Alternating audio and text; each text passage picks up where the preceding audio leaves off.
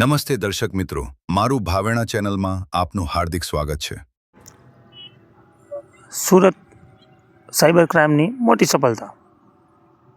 કેનેડાના work permit અને વિઝાના બહાને 7 લાખની છેતરપિંડી કરનાર મુખ્ય આરોપી અમિત સોનીની પોલીસે કરી પંજાબના મોહાલીમાંથી ધરપકડ। અહેવાલ જયભાઈ બગિયા, સુરત।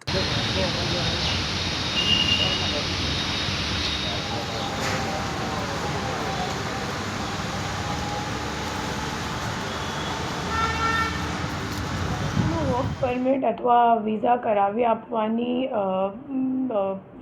વિશ્વાસ આપી અને ઓનલાઈન જે ફરિયાદી છે એમની સાથે સંપર્ક કરી એમની પાસેથી 7 લાખ રૂપિયા પડાવીને છેતરપિંડી કરનાર જે મુખ્ય આરોપી અમિત સોની છે એમને સાયબર ક્રાઇમ સુરત શહેર પોલીસે મોહાલી પંજાબ ખાતેથી ઝડપી પાડ્યું છે। એમાં જે આરોપી છે એમનું નામ અમિત સોની છે અને સેન્ટિવ ગ્રુપ ઓફ કન્સલ્ટન્ટ્સ નામની એક ફર્મ મોહાલી ખાતે ચલાવતો હતો 2 વર્ષ સુધી, 24 અને 25માં।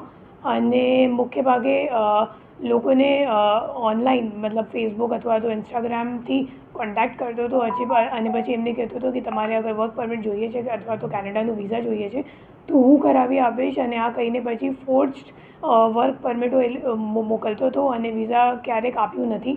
અને આ બાબતની છેતરપિંડીની ફરિયાદ સુરત શહેર સાયબર સેલ ખાતે નોંધવામાં આવી હતી, જેની અત્યારે ડિટેક્શન કરવામાં આવ્યું છે। અને આ સિવાય જે આરોપી છે એમની સામે ગાંધીનગર અને રાજકોટમાં પણ ફરિયાદ મળી આવેલ છે, જેમાં NCCRP કમ્પ્લેન્ટ્સ છે એમના અકાઉન્ટ પર, અને ટોટલ આપણું જે કેસ છે એમાં 7 લાખનું એમને છેતરપિંડી કરી છે।